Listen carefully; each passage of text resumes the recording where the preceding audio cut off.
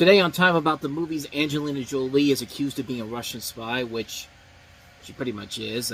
We'll take a look at Salt, a movie that I did not like back in the day, but 15 years have passed. I've watched it again. Have my thoughts changed on it? We'll take a look at that movie, and we'll also take a look at Selena Gomez in her feature film leading debut, Ramona Beezus, based off the series of books. Two films to take a look at on this July 23rd, 2010. Time About the Movies coming your way next.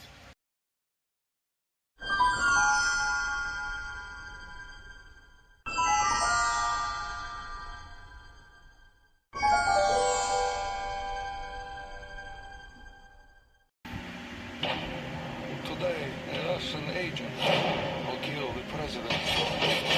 The name of the agent is Evelyn Salt. My name is Evelyn Salt. Then you are a Russian spy. Somebody is setting me up! Salt! You got me? She had the drop on me. Why didn't she shoot? You think everyone is who they say they are? Salt. And welcome to Time About the Movies. Today we are taking a look at the two new releases on July 23rd, 2010. And of course the biggest of the two releases is Angelina Jolie in Salt, in which she plays Evelyn Salt, a CIA agent who's framed as a Russian spy and sent to take out the Russian president at the funeral of the American vice president. She has to clear her name before the CIA takes her in, which sounded like a cool idea back before the movie came out, but I remember really not liking this movie back then. In fact, I downright hated it. I hated it because of a number of different things I'm going to bring up here because, let's be honest, I tried to give this a fair shot. It's been 15 years since I've seen this movie. I don't remember really liking it all that much. I had no reason to go back to watch it.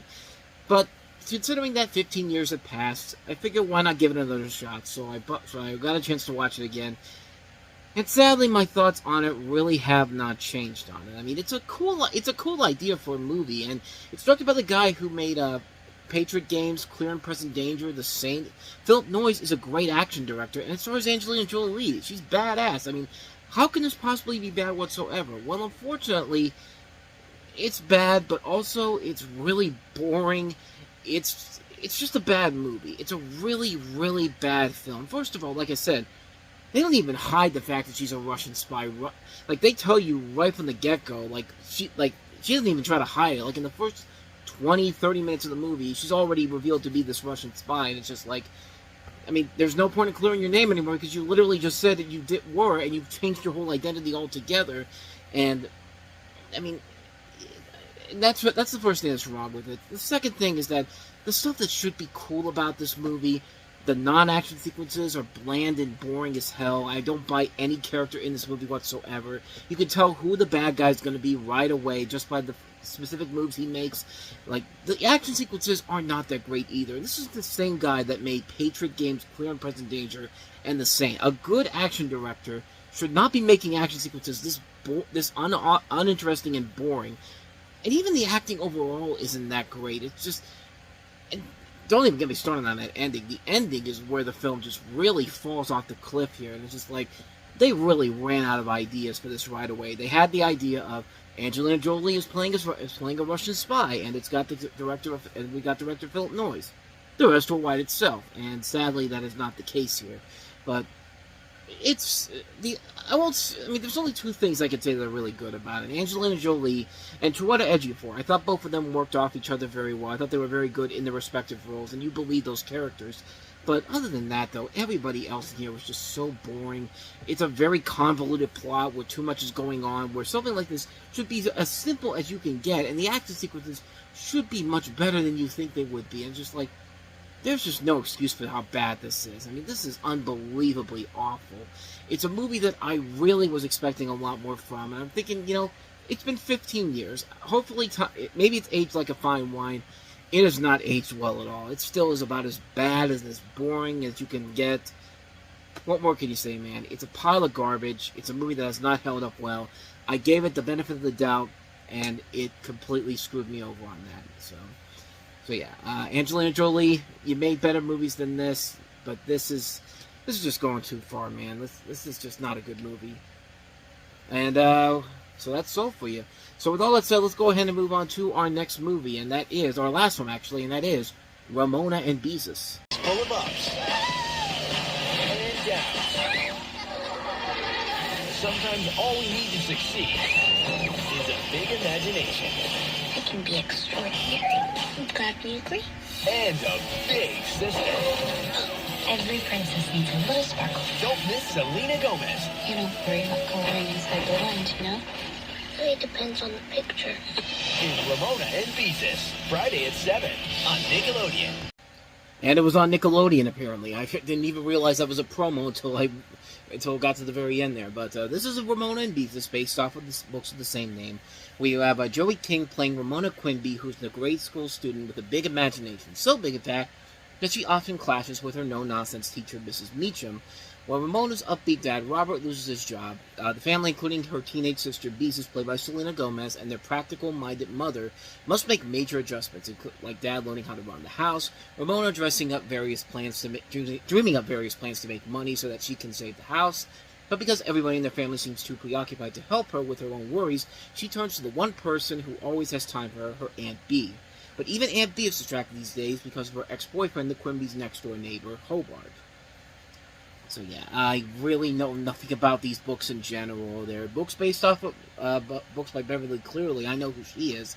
The director, this is the same person who did Aquamarine, which was fine for its target audience. And like I said, I know nothing about this movie in particular, but this is a G-rated movie too. This is only the Fox's 4th G-rated film since 1997. I mean, that's when you know the G rating was sadly kind of dying out in general, because there'd only be a couple more movies coming out after this that would have that G rating, but then everybody just said PG or upward. Don't even think about putting a G rating on this for some reason, which, if you're not going to use it, then why the hell do you even still have it? But that's beside the point here.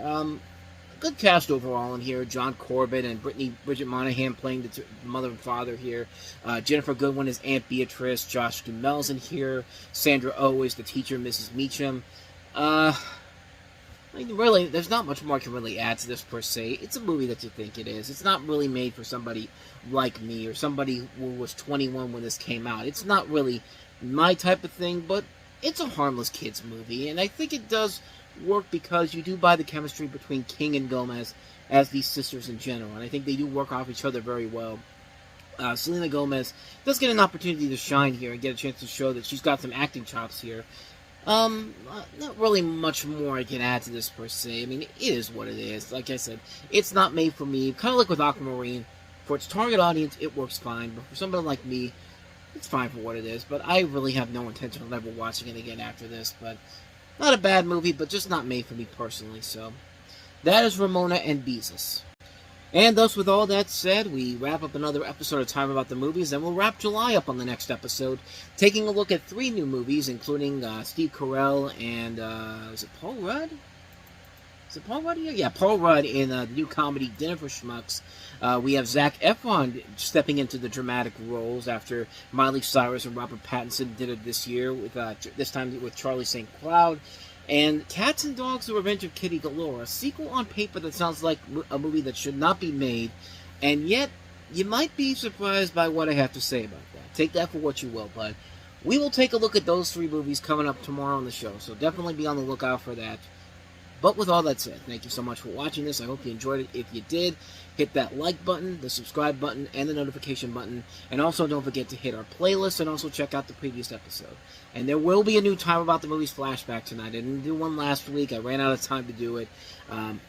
Assuming that the editing software actually works this time around. I forgot to tell you this, but yeah, my Cyberlink Power Director app has been kind of slowing down. It's uploading it's producing the videos, but it's doing it at a very slow pace. Like those Time About the Movies Presents videos I've been doing, one of them took almost 3 hours to upload, and that is not something that usually happens. Usually it's about less than an hour for like a longer video in general, but at the same time, I mean, that's why that's why it might take a little bit for these videos to get up here. But if anybody knows how to fix the problem, please let me know in the comments, because I really would appreciate it. But with all that said, whether it's in the past, the present, or the future, I will see you at the movies. Take care.